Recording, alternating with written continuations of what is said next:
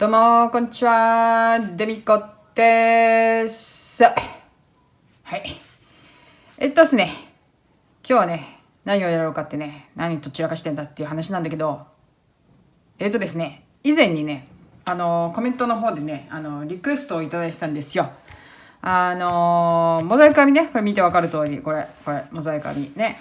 モザイク編みをするときにね、どうやってね、この柄をね、図にしていくかっていうかね、どうやってやっていくのっていうご質問がありまして。で、まあ今日はね、そのやり方をね、ちょっとね、やってみようかなと。っていうのはですね、それをやってみると、モザイク編みっていうのがどういう風に成り立っているのかっていうのが多分よくわかると思うんですよ。それもあって、ちょっと啓蒙活動。でね、ここにね、今までね、動画にしてきたね、モザイク編みのね、やつらがいます。はい。こんな感じでね、これはあれだよね。ここから編み始めたやつで。で、これラーメン柄のやつだよね。で、これはあれですよ。編み猫さんの寝袋ですよね。シェラフね。で、これが、ね、ちょい前にやった、これはモチーフを作ってやるやつね。で、これはその前にやった、あれですわ。モザイク編みのポシェットでね。で、この前やったこういう手提げね、こんな感じでやってきて。で、こんな感じでね、今までこんな感じでモザイク編みのいろいろやってきたんだけど、で、ここにいろいろモチーフがあって、何種類かいろいろちょっとあるんだけれども、でこれをね、ちょっとね、簡単にね、まず説明をして、で、それからね、図案をね、ちょっとね、書き方をね、やっていこうかなと思うんだけれども、まず、一番最初のこの基本の柄だよね。この基本の柄があって、で、これなんかは使ってるのが、こう、ベースには、こう、単色の糸を使って、で、ずっとあとは、段染めのね、糸をダーッと入れていくっていう形なんだけど、ちょっとよくわかんない。どういうことっていう時に、じゃあ、早速説明しようか。その方が早いかもな。はい。こういうものを用意します。方眼を用意します。方眼紙ね。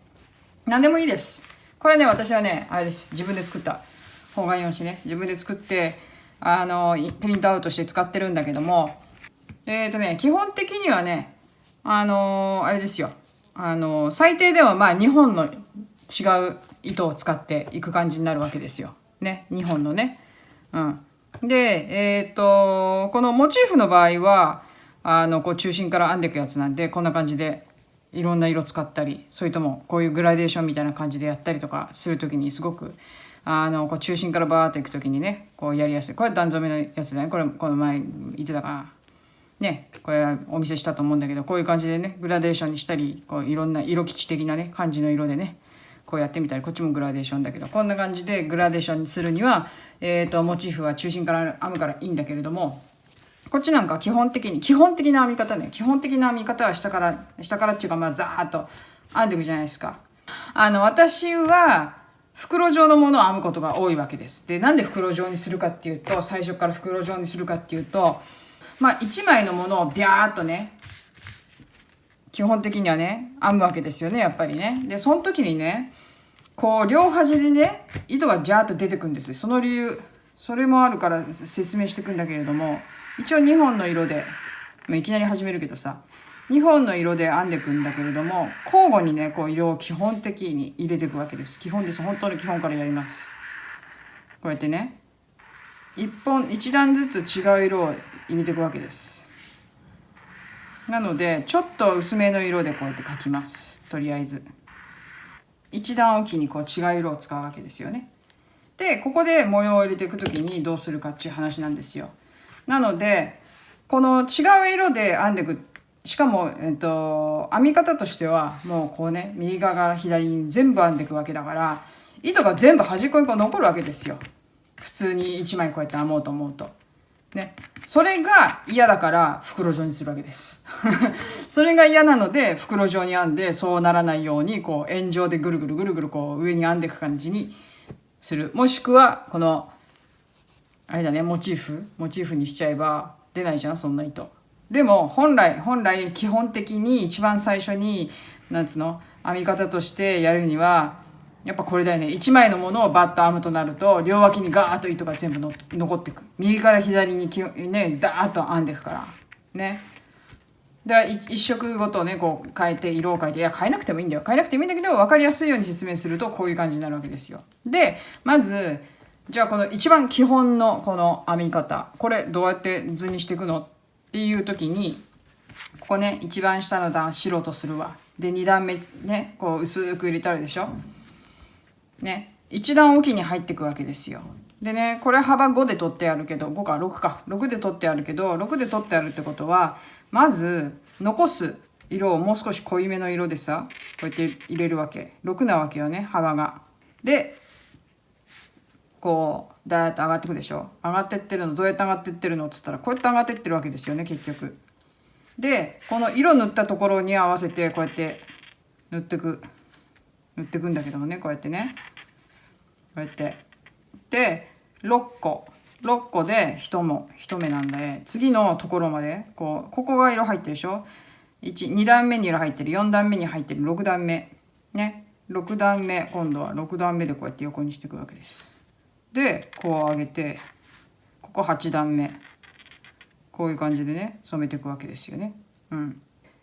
でもこうやってなってんじゃん。こうやってどういうことっていうと、どうなってるかっていうと、互いにっていうかそのベースのこっち側の糸も同じようにこうやって上げていくようにするわけですよね。こうやってこっち側も。ってことは結局ここを一目残して、ここまた6個でここ上げて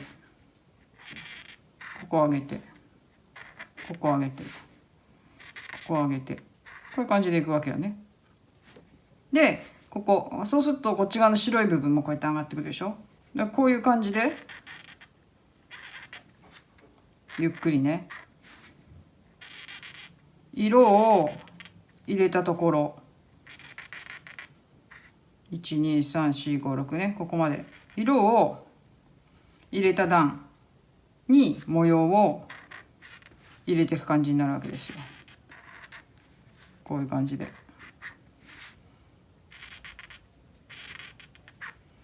うやって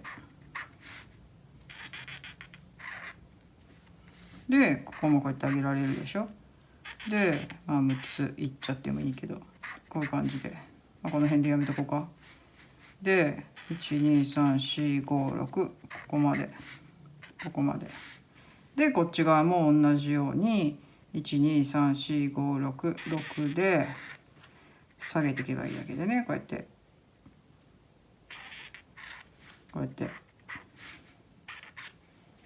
でここもこうして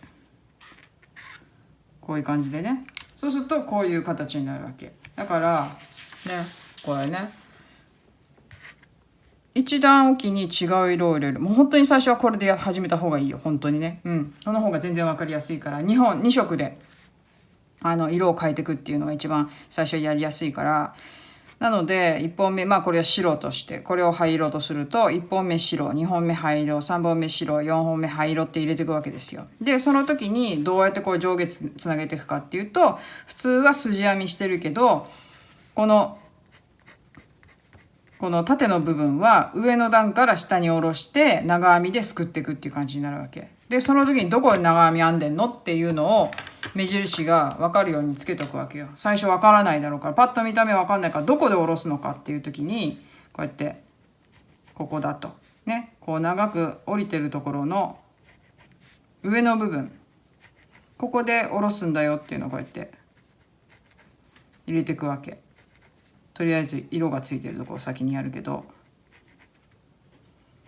これ何のマークでも別に丸でも×でも好きなように、とにかく上から下に長編みをするところに印をつけとくわけ、分かりやすいようにね。で1段目編みました、2段目編みました。2段目何もすることございません。2段目はねバッテンないからそのまま筋編みを編んでいく。で3段目も実は白ね、ここ下に下ろしてるわけです。ここでこういう感じで、だから白も全部ここの角っこのとこでこう下ろしてて、これをね繰り返していくだけなわけですよね。こういう感じ、ここで長編みで下ろしてる、バッテンしてるところで下ろしてるわけだから、こういう風に図面を作っていくのね。こうやって図柄を描いたら長編みをするところをこうチェックしとくわけ。いやもう慣れたら描かなくてもいいんだけど、慣れないうちはこうやって複雑な絵とかそういう時はあれどこで下ろせばいいんだっていう時にはこうやってチェックしとくと、あここで下ろせばいいのねと。なのでこう見ると1段目は何もないのでそのまま編んでいく、2段目筋編み何もないのでそのまま編んでいく、で3段目で初めてこう下ろす作業が出てくるって感じね。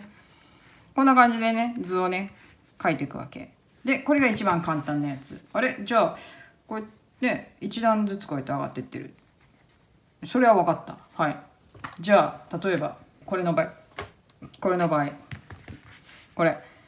辺はちょっとあれだからほっとくけどっていうか、この四角あんじゃん。じゃあ四角ってどう編んでんのって言ったら、四角はただ単にこれ3つずつねちっちゃいあれなんで、こうやってこうやって編んでるだけ。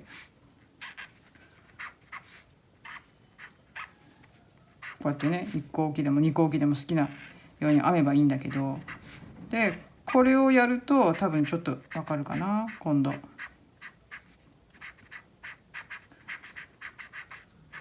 うやってとにかく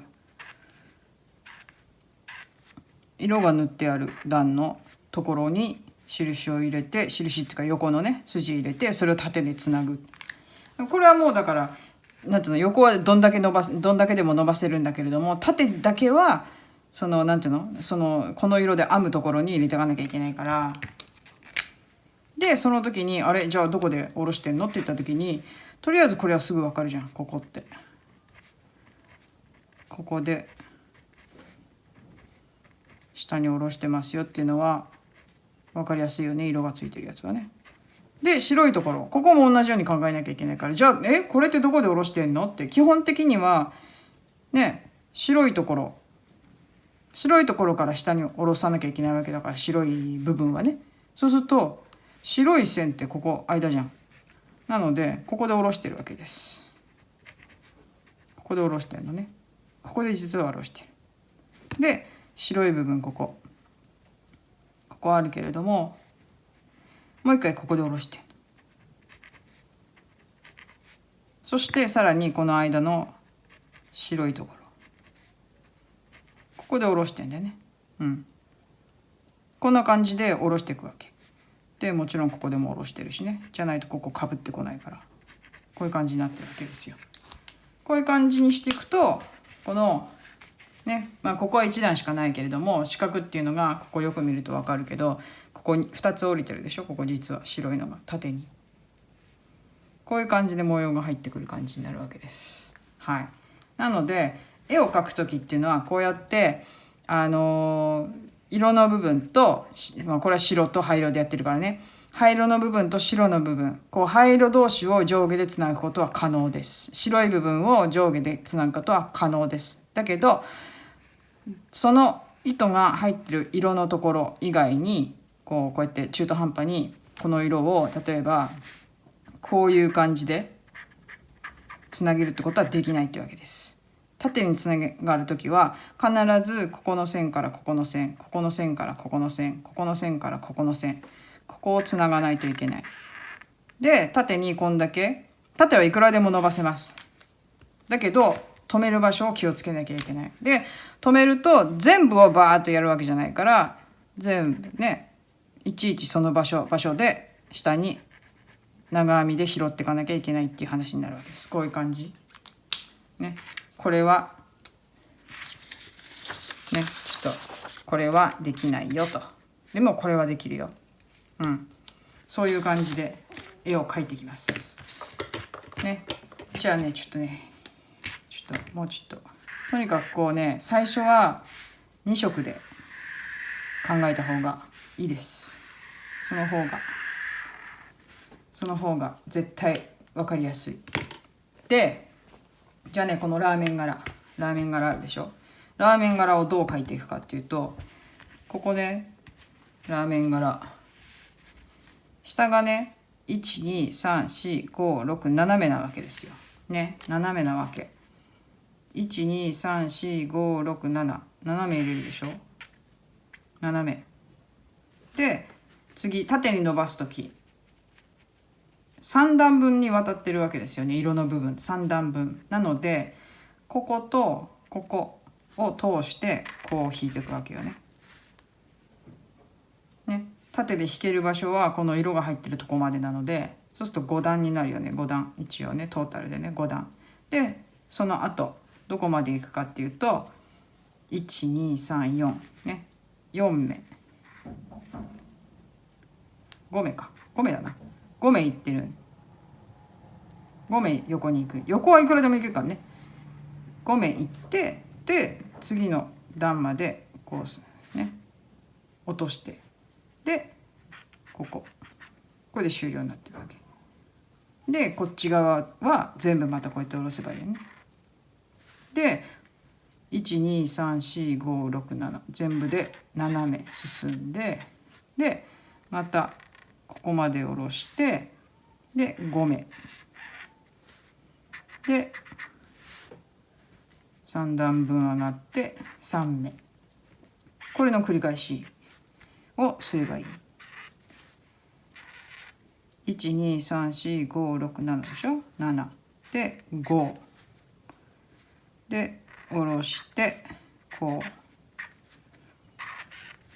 うして1234567で一番下の色のところまで下ろして、横は5目でこう常に色のところでしか横の線は入れられない、横の線は入れられないので、横の線を引く時には必ず自分のその自分とかその色のところで横にする。そして縦にする時はそこをつなぐしかないわけだから、こういう感じで図を作っていきます。こういう感じでね。であとはじゃあどこで下ろしてるのって言ったら、ここがとりあえず上からやったところだよ。上からここ、もうとにかく一番上の長いところ、縦に伸びてるところの一番上は必ず下ろしてるわけですね。縦になってるところの線の一番上のところは必ず長編みで下に下ろしてます。それプラスここもね、結局いっぺんには下ろせないから、ここでもう一回下ろしてるんだよね、下にね。こうやって長編み、こういう感じになります。でさらに白い部分も入れておかなきゃいけないから、白い部分違う色にしようかね。違う色にした方が見やすいね。白い部分はここが1段目としてね、ここ1段目として、白い部分はこの段で横に入ってるでしょ。この段横、ここのところで下ろしてる。ここのところで下ろしてる。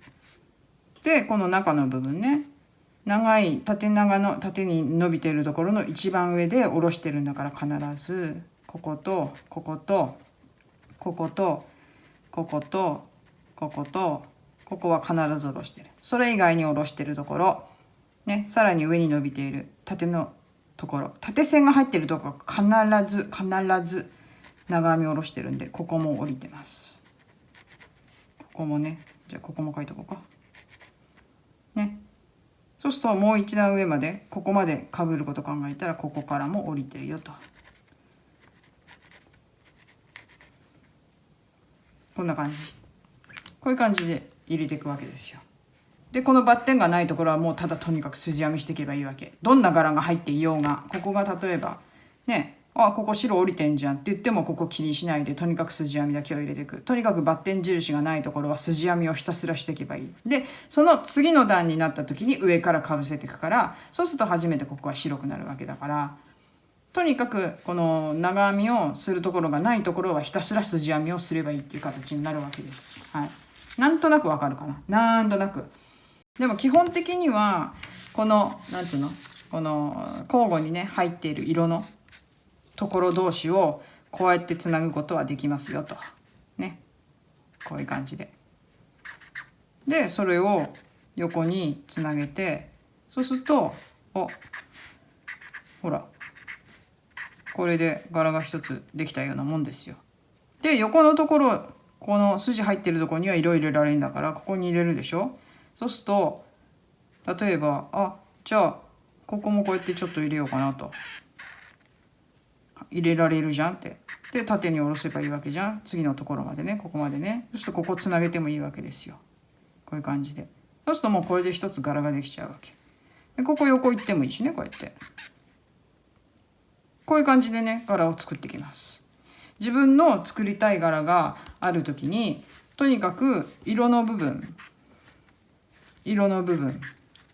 を上からつなぐ、こうやって縦につなぐ。とにかく横の色の部分、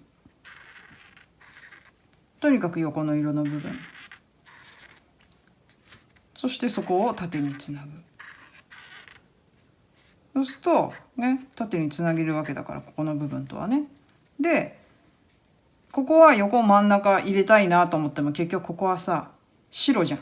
白い部分なんで、見えるかな、違いがね、わかるね。白い部分なので、ここでは横入れられないわけです。じゃあ横にどうしても出したいって言った時にはって悩んで、じゃあちょっと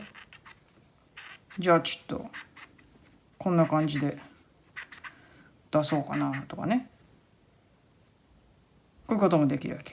でもいやちょっと柄的にどうなのってね、そしたら間違えたと思ったら、例えばね今みたいな柄作ってて、でもこここうしたいな、違う風にやりたいなって言った時は、例えばここちょっと消してさ、同じようにしたいなと思ったら消して、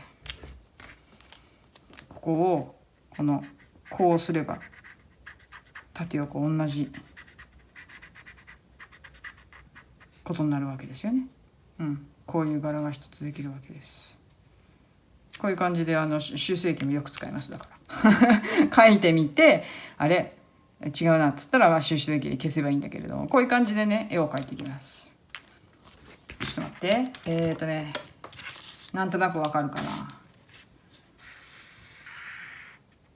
はいね、この今これ柄1個あれしたけど、じゃあねもうちょっとやりやすそうな柄、これこの前やったやつ、これなんかはじゃあどうやって作るのって言った時に、1本ダーッと入ってるでしょ。1本ダーッと入ってるところはもうだからそのまま何もしないのをそのまま残しておくわけですよね。そのまま残しておく。で縦の部分は長編みが2つ入ってんだよね。これ長編みが2つ入ってるということは、長編みが2つ入ってるってことは、こことこういう感じで入ってる。長編みが2つ入ってるからね。こことここで長編みをしてる。だから長編みがこう2つ入ってるわけです。こうやってで横に何個入ってんの、これは123 4つだね。4目入ってる。で縦は長編み1つ、そしてちょこっと曲げてる。こういう感じに入ってるわけよね。で長編みこういう感じ。あとはもう全部同じ柄をこうやって描いていけばいいわけですよ。こうやってね。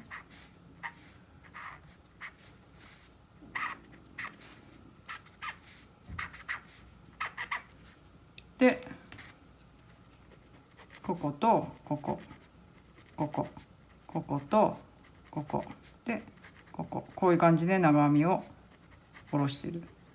要は1つまたぐだけだったら長編み1つ、2つまたぐんだったら長編み2つで、3つここみたいに3つまたぐんだったら1ここだ2、これ4つまたいでるね。3つだ。3つ123ね、こんな感じで、それ以外がどこなのっつったらこことここでここ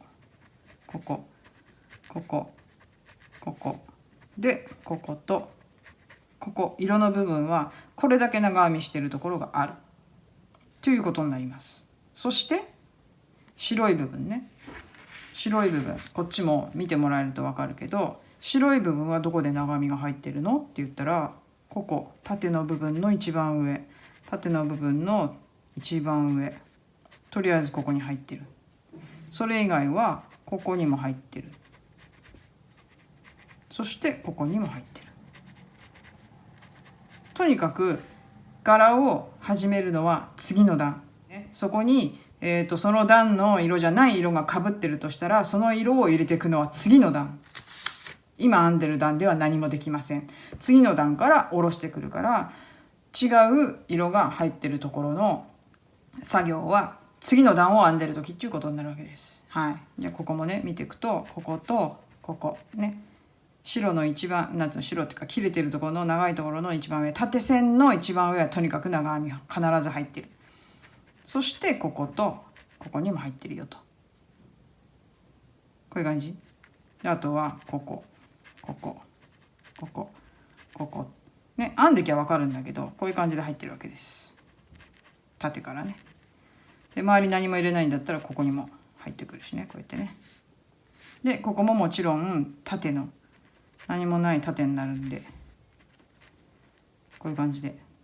そしてこの段もね、一番下、ここの段を一番下とするんであれば、つなげるんであればね、この絵でここに入ってきてる。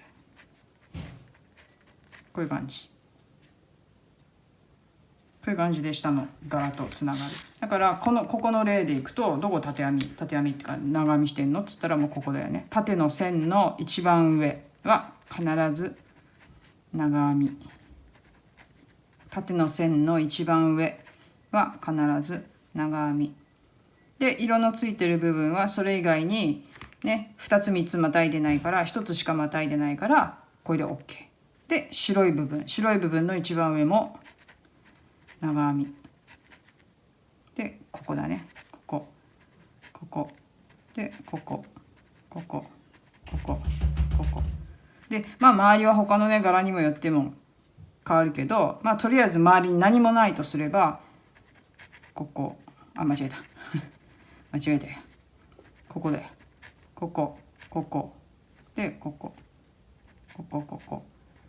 この段全部だね、だからね。でここはなくって、こ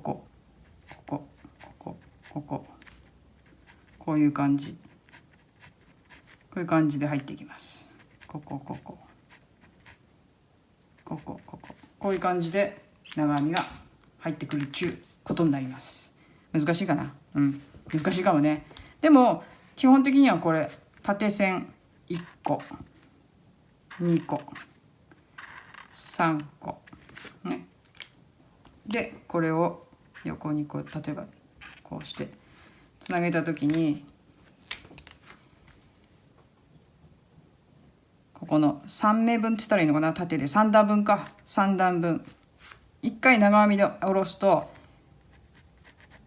3段分いくわけですよね。このすぐ下を拾わずに、そのもう1個下同じ色を拾っていくわけだから、1段目じゃなくて2段下のものを拾っていくわけだから、3段分で、ここはダーッと下までいくわけじゃないから、2回に分けて縦の線を作っていくから2回入る。でここは3段分使ってやってるから3個縦長に入っていく。それを交互するように、白は当然こことこことここに入ってくる。こういう感じの図を作り方っていうのはこういう感じになります。でもね、とにかくね、一つおきに違う色を入れていくのが基本と思ってもらったら、図面をそうやってうっすらとこうやってね、一つおきにこうやって線を入れてもらって、でその後は好きなように、ただこう色をつける時に、柄を入れていく時に入れられるところに限りがあって、ここは入れられるけど白いところは入れられないぞって言った時に、柄を作る時にも何でもいいわけですよ。自分の好きなようにね、こうやって適当にでもいいの、こうやって入れるでしょ。これは適当にやってる柄作りね。そしたら縦はもうどんな風にでもつないでもいいわけです。結局はこうやって伸ばしてもいいし、こういう形でつないでいく感じになるわけです。バーッとつないでもいいし、だから、これは適当に本当にやってますよ、この柄なんかはね。でもこういうなんていうのかな、幾何学的な模様でもう自分の好きなようにつなげてもいいわけです。これだったらもう全部ねモザイク編みで編めちゃうわけ。こういう柄ってとにかくこの線にのっとって描いている限り必ず編めます。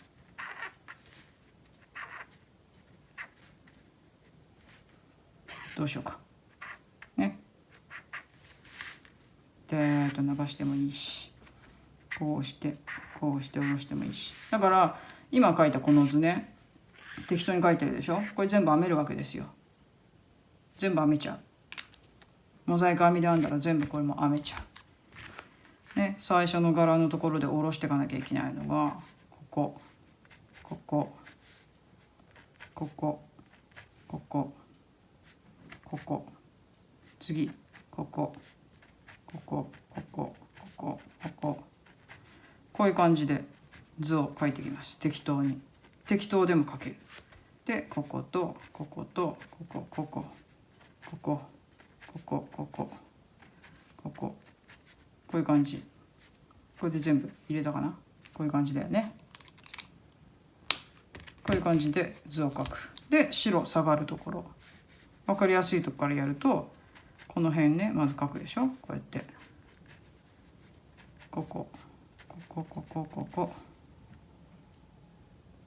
で、次もう一つ下ここですよ。だからでもう一つ上ここだ。こことここあんまりないね。ここここここここで一つ下だからここもだね。こういう感じで、もう一つ上がここだっつってここだ。こういう感じ、こういう感じで入れていく。図を描くのはそんなにもう原理さえ分かってしまえば難しくないんです。とりあえずっていうか、とにかくもうこのなんていうの、一段一段おきに違う色を入れといて、それを結ぶ感じ。色のところは色で結ぶ、白くの抜いているところはそのままっていう感じで、こういう感じで描いていきます。わかるかな。ちょっと難しいかもね、でもね。だからその図にしていく時、図にしていく時っていうのはもう基本的にはこういう感じで柄を描きます。とにかく長編みで下ろす時にはすぐ下ではなく、もう一つ下の段まで下ろしていくので3段使うわけですね。3段ね。自分のその同じ色、もしくは2段下ね。だって色変えてったら同じ色とは限らないから。でも一応こういうイメージでしてってもらうと、あとはもう色をね好きに変えていくのはもう自分の自由だから。でも基本的に下ろしていくのはすぐ下じゃなくて、2つ下のところにこうやって下ろしていくわけだから。そうすると交互で、そのなんていうの、分かりやすいやつあるかな。交互でこれなんかそうかな、交互で編んでいくんだけれども、交互でね。そうするとこれはもうそのように交互で下ろしていってるわけですよ。ね、表のこのなんていうのかな、筋一本決めたところは色を変えずにバックの色だけを変えてるやつなんだけれども、基本的にはバックの色が変わってるだけで、後ろのね色が変わってるだけで、この歩み模様みたいな柄になってるところの糸は全然変えてないわけだから、そうするとこういう柄になってくるんだけども、こんな感じでね、とりあえずじゃない、とにかく下ろすのは2段下、1段すぐ下ではなく2段下のところに下ろしていく。これがモザイク編みというわけでございます。基本的にはねこういう感じで編んできます。そうするともういろんな模様を考えたり、点で残すこともできるし、線で残すこともね、こうやってねバーッと、ここは何もしなきゃいいわけだからね。上から降りてきてるけどね、もちろんね。そうするとこういう柄ができるというわけでございます。というわけで、じゃあ実践でねちょっとね編んでいこうかっていう話でね、どれ編もうかっていう話でね、どれ編もうか。はい、というわけで、じゃあ実践コーナー。一番簡単なこれはね編んでいこうと思いますよ。この前確かにポーチで編んだけど、おさらいっていうことでね、ちょっとね編んでいこうと思いますよ。はい。で使うのは白と黒の糸でやっていこうと思うんですけど、でこれをねここから、こっちでもよかったんで、こっちでいいか。一番最初、ここね。一番最初、こう上がって、こう上がって、わかりづらいな。こっちからの方がいいや。やっぱり。ね。ここが一番最初とカウントすると、ここまで。ここまでで一目っていう感じなのかな。人柄。で、ここは6で入れて、1つで上がってて、ここまでなんで、ここは斜め。でも、好きなように変えられるんで、6目にしたければ1つなんつうの減らせばいいし、5目にトータルでね、柄の幅を5目にしたければ1目また減らせばいいしっていう感じで、これは割とだからね、融通が利くから、この柄は本当に、もっと伸ばしときゃ8目、9目って伸ばしときゃいいけど、1、2、3、4、5、6。色の部分が6で、ちょん切ってぶった切っていくかね。で、次始まるのがまたここだから、一応これは斜めの柄ということになります。斜めの柄。じゃあね、これをね、実際入れていってみようかな。で、斜めってことは、そうだな。1、2、3、4、5、6、7、8、9、10、11、12、13、14、15、16、17、18、19、20、21、22、23で始めたいと思います。はい、23で。はい。で、最初23目作りました。ね。23目作って、で、24目立ち上がって、普通に取っていっていいや。普通に、まず最初の1段目は、細編みで取っていきます。1段目は細編みでいいです。普通にね。もちろん、だってそうするしかないからね。何を言ってんだってね。はい。細編みで取っていく。はい。で、これで終了。1段目これで終了になるんで、ここで直近します。直近します。はい。こうやって右から左へと全て編んでいくので、両側に基本的には糸がボーボー出ます。はい。次。じゃあ次2段目入れていきます。2段目ね、ここの段。ここの段ずっと横見てみるとわかるけど、わかると思うんだけど、ここね、バッテンないっしょ、何にもバッテンがないっていうことは、ひたすら筋編みをしていけば良いということになります。はい。はい。どっちの方が短い？ちょっと待ってね。2本あんだよ。どっちの方がいいかな。はい。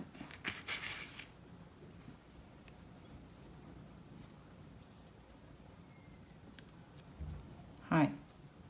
で、これをね、有効利用したい人は、例えばね、何か作るものによっては、この横にフリンジがつくようなものを作るんであれば、もちろんこれは残しといて、フリンジとして使ってもいいと思いますよ。はい。じゃあ、2段目黒。これはもうひたすら筋編みです。何も特別することないので、ひたすら筋編みで編んでいきます。はい。で、ここで終了になります。で、ちょん切って終了。次また白。さっきのやつをまずは入れて、で、次の白。ここね、3段目。そうすると、ここで初めてこうやって出てくるんで、この通り、ここのね、ここからこの通りに編んでいきます。このね、この通りに。なので、最初は6つ普通に筋編み。6つ普通に筋編みを入れます。ごめん、5つだ。5つ。はい。5つ普通に筋編みをまず入れます。1、2、3、4、5。ね。5を入れて。で、6番目。6番目がこう縦に降りることになるんですね。長編み。1、2、3、4、5で6番目。で、ここをね、ようやくここでモザイク編みの長編みが入ってくる。ね、ここで長編みで下ろして拾う。もう一回ね。長編み。ここ引っ掛けて、ここの筋編みのここの筋を引っ掛けて、長編みを入れる。で、そしたら次。12345ね、6個何もせず何も考えずひたすら筋編み、123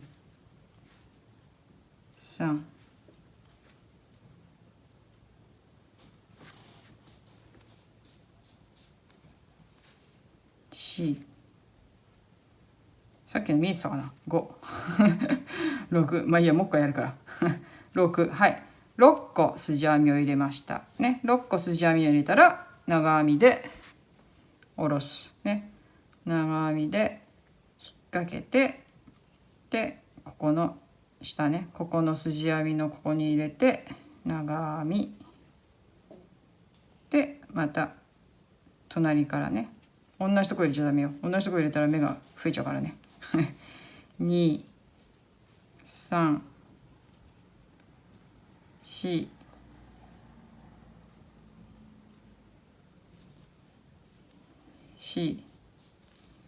5、6で6筋編みを入れたので7番目で長編みで下に下ろす。で残りを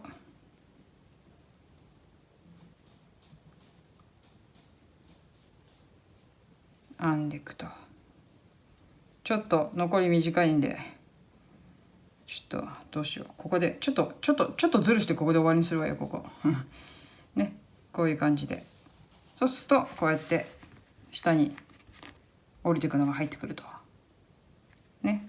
じゃあ次で、次の黒はここね、ここ何もない、12345何もないまま筋編みを6個編んできます。あ、そうで、この端っこのね、ここはね糸処理しません、入れません。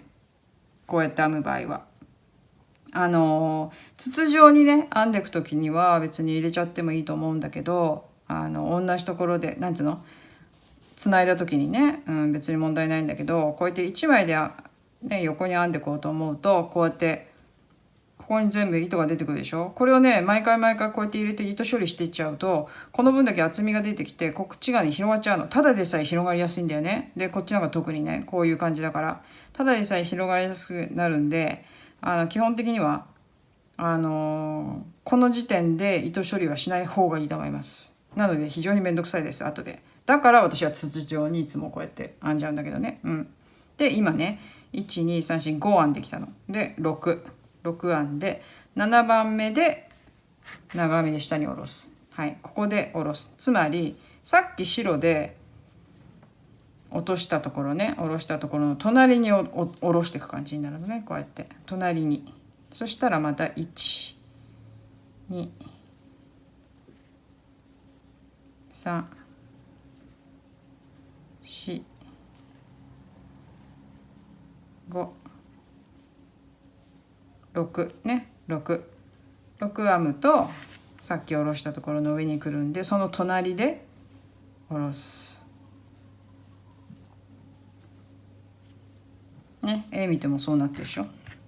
白で降りたところの隣で黒を落として、でまた白を落として、でまた黒を落としてでね、こうやってちょいなんていうのかな、こういう感じで階段状に編んでいきます。3、4、5、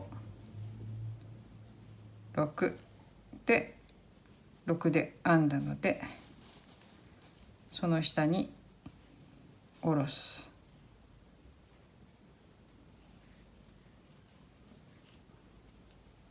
ここか、本当に黒だからちょっと見えづらいんだけど、ここだ、これだ。はい。で次編んでないわないわ、ケチったがないわ。そういう時はね、ちょっと待ってね、しょうがない、つなげるわ。はい、これで OK。 ほい、べしょね、これわしゃわしゃ出てきちゃったけど、まあ、気にしないでください。はい、気にしないでください。はい、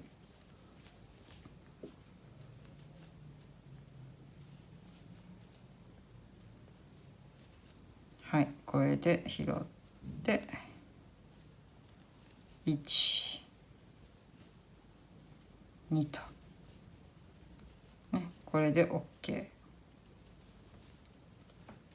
で直近、はい、こんな感じで、次白、こうね、白この段ですよ。いきなり降りてるわけですよ。これいきなり降りてて12345筋編みして、で降りると。でいきなり降りてるんで、ここではいきなり降ります。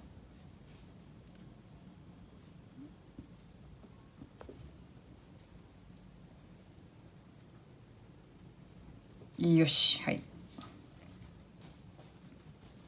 で次の穴から1、2、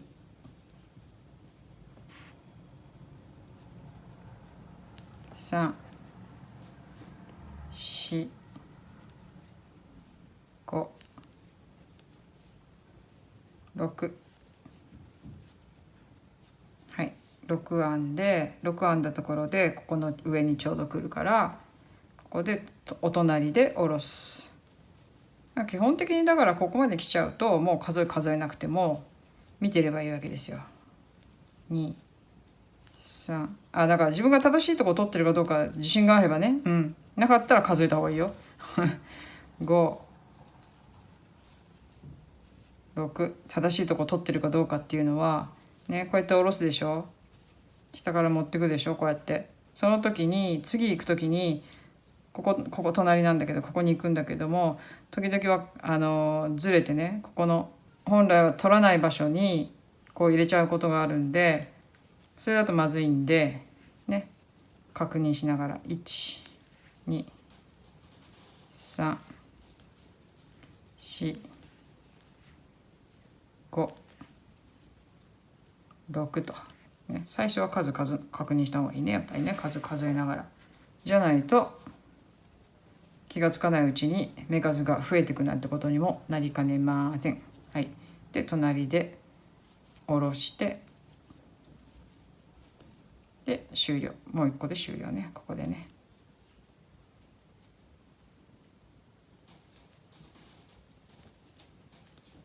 はい、こういう感じ。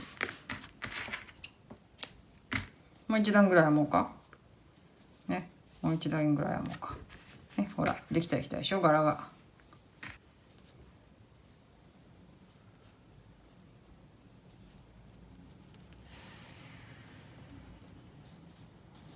はい、で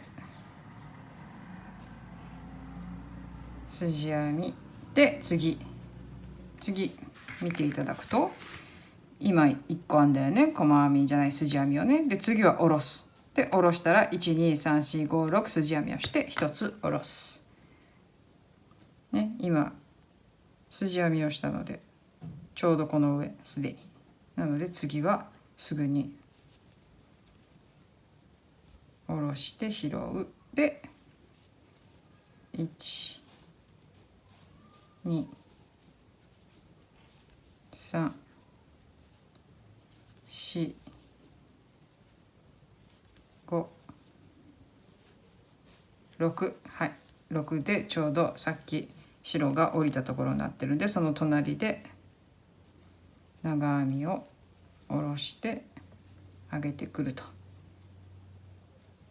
でまた1、2、3、おっとまた短いな、3、4、5、おっと短いですね、6、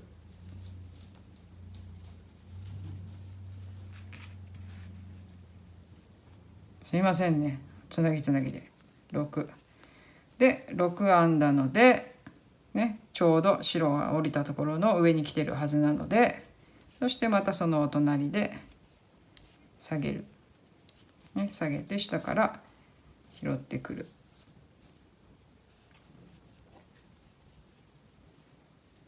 で隣から1、2、3、3、4、5、6で6の隣でここは最後のとこだけどね、下ろして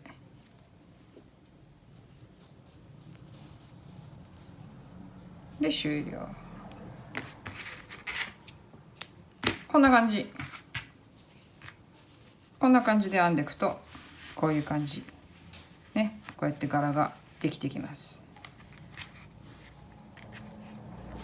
こっち側ね割と平気なんだけどね、こっち側がとにかく広がるんだよね。こうやってなるべく最後はこうなんていうのかな、広がらないようにね、ちょっとここ広がってんけど広がらないようにうまく調節してキュッと締めながら締めていくといい感じになると思います。はい、いやだからこんな感じでね、図面を作る時にはこの編み方をね考えてどうやって編んでいくんだろうって、編み方に慣れてからの方が図を作りやすいと思うので、最初からいきなり図を作るってやっぱちょっと難しいかもしれないんで、図面をねどっから引っ張ってきてまずは最初編んでみる。で編んでみると原理が分かってくるから、そうすると図案に起こしやすいと思うんで、そうすると自分の好きな柄とかを描けるようになってくると思うんで、まあそんな感じで皆さんモザイク編みステップアップしていって好きな柄が編めるようになると楽しいですよということで、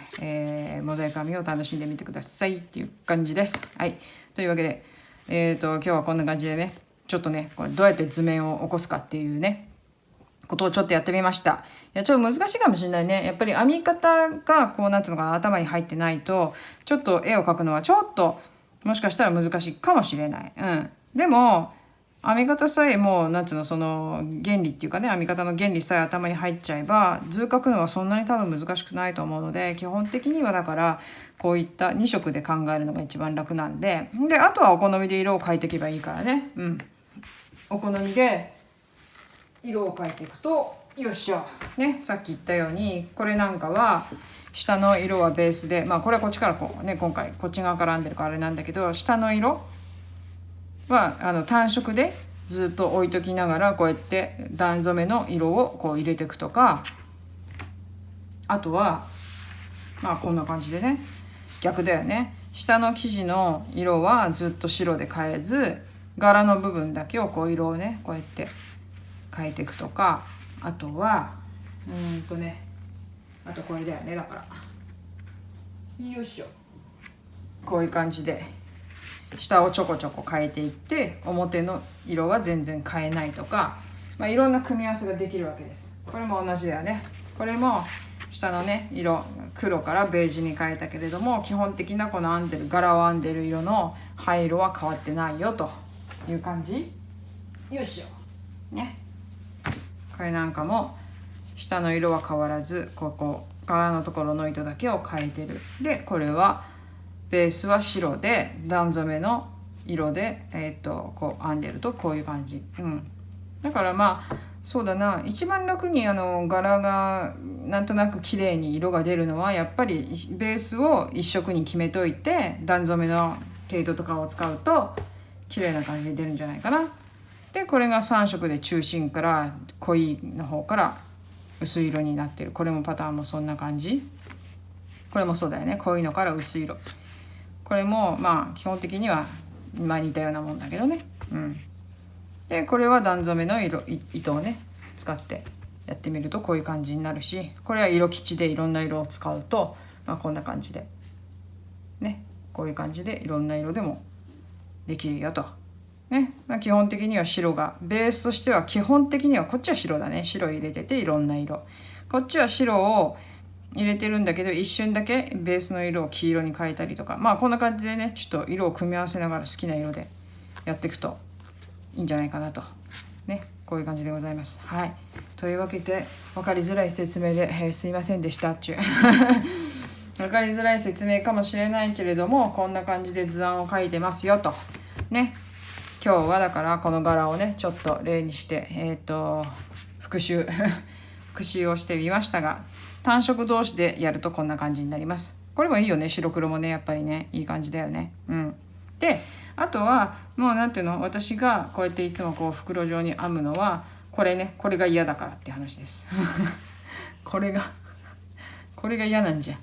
なのでやっぱり袋編むんだったら袋状にして編んじゃった方がいいので、基本的にはそういう編み方をしてますよと。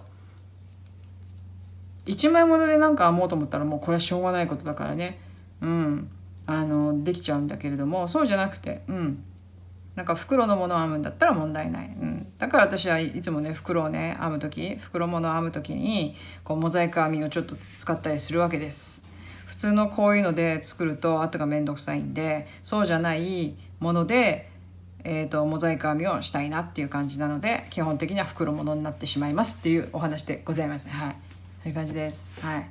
であとはこのスクエアなんかはもう出ないしね、これちょっと完全に処理してないんですよ。っていうのはまたほどくかもしれないんでお試しで作ってるんでね、これちょっとね次のやつでどういうものを作ろうかなっていう時にね、考えてて、でも次はねちょっとねまた多分これかな、これ使ってちょっとなんかやると思うんで、はい、そんな感じでございます。はい、じゃあ皆さんもぜひね編むのに慣れてきたらこういった形でね図案をね自分で書いてみるのもどうかなと、思います。というわけでじゃあ本日はここまでご覧いただきましてどうもありがとうございました。分かりづらい説明だったかもしれませんが、こんな感じでやってますということで、